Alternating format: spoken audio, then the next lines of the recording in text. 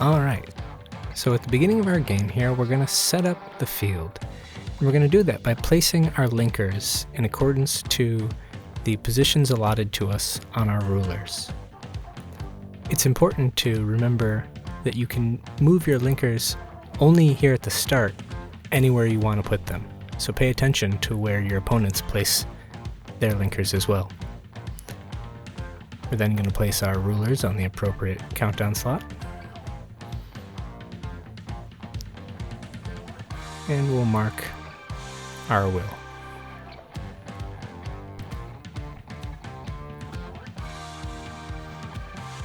Don't forget to draw.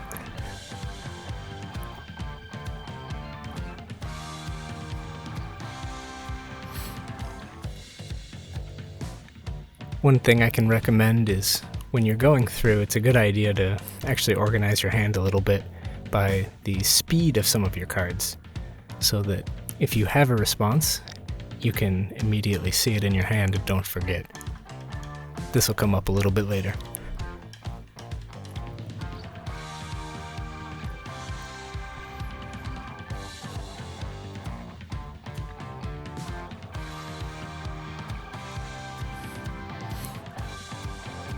Now in this instance I've had Kevin mill 3.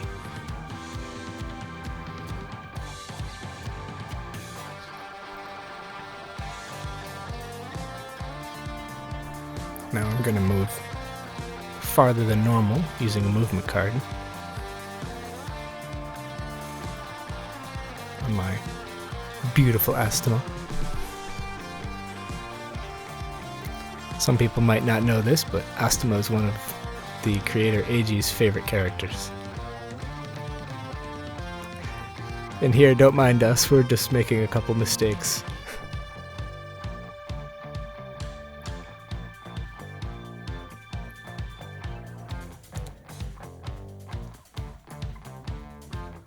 And now, with Kevin in range, he's using Shroud's Water Transformation magic and sending me back to the standby.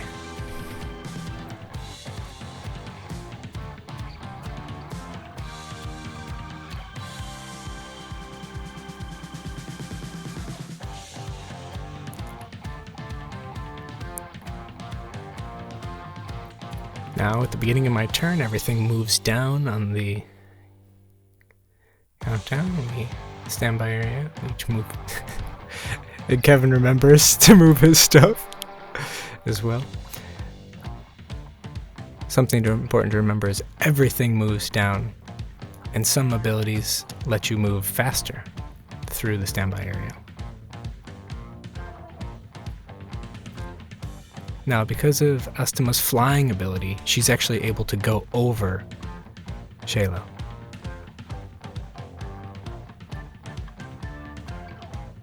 Remember, flying lets you bypass most units that don't have Keen Eye to stop them.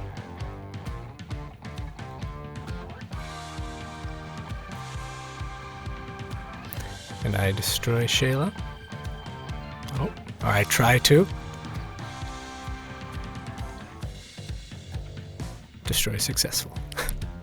And now Shayla goes back onto the standby, and the number in the bottom right of the character's infographic tells you where they'll go onto the standby lane once they're destroyed.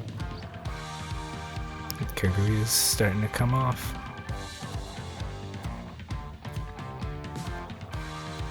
Two more turns.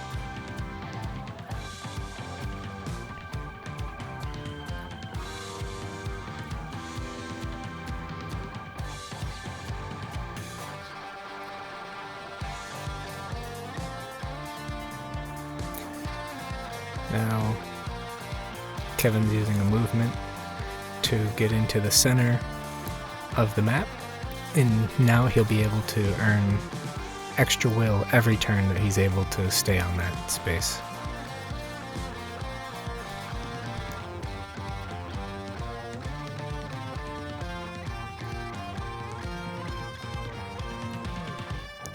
At the end of his turn, he'll draw up.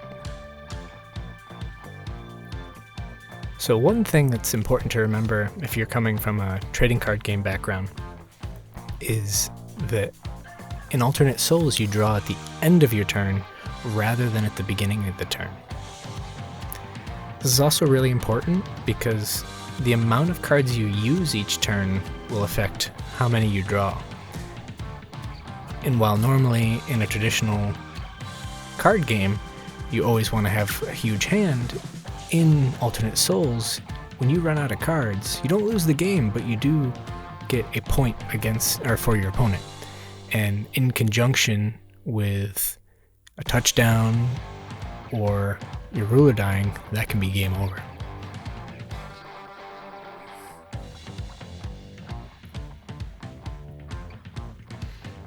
And I think it's around this point that I start to realize that Kevin's deck is actually getting a little bit light, and that mill at the beginning of the game in conjunction with Kevin's drawing up to 7 actually might work out to my advantage.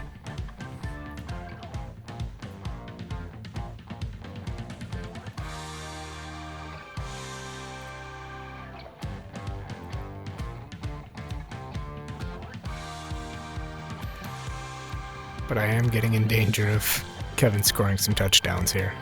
My field is almost wiped out. But I have Astima coming in as well.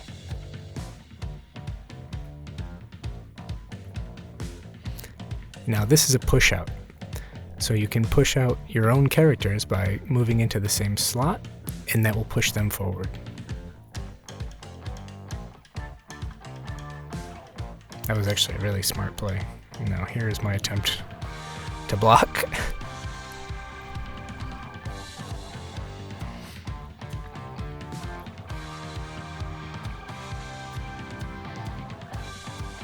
I'm almost there. So at this point, Astima is in a position where I can't be blocked when Kaguya comes off the standby next turn.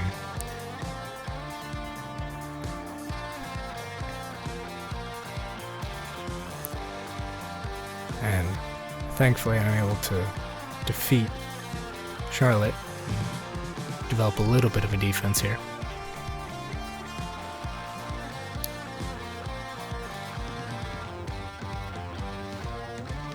Now Kevin's up to 10 will, so he's got lots of plays at his disposal. Kaguya's gonna come in.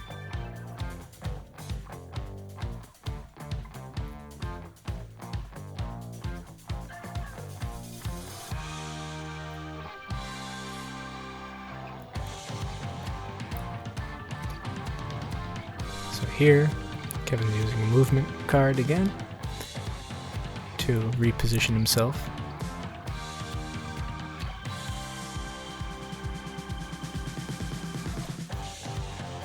Pays for his effect. And then we have some power cards coming out here. And he's repositioning my units, kind of clearing the way. However, this is, if you guys notice, Kevin's down to 1 card in deck and I'm about to score a touchdown. So at this point I see my path to victory. I'm just hoping that Kevin plays more cards.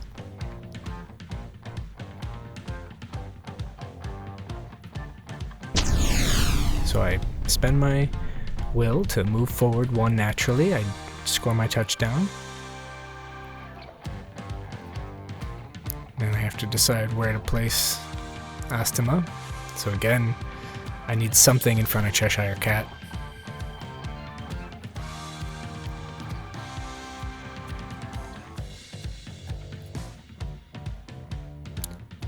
Now, one thing I will remark on is what's about to happen here. So I try to go forward with this unit, but he dodges. And so Now I'm once again rusted.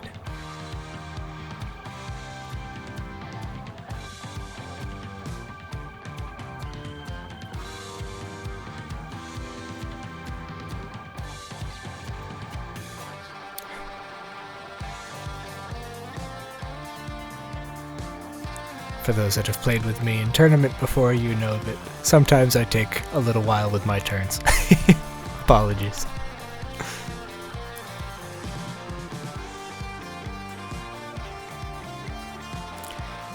Now Charlotte comes off the standby. Kevin places it in the lane to block both Dark Agilus and Yogg-Sothoth. But right here, he's played a card, and so in my head I'm just thinking, oh, there it goes. As long as he doesn't win this turn, I've got this in the bag. My 1 touchdown combined with him drawing. Ready. Boom. And that's game. So 1 touchdown combined with 1 deck out. Hope you guys enjoyed. See you in the next video.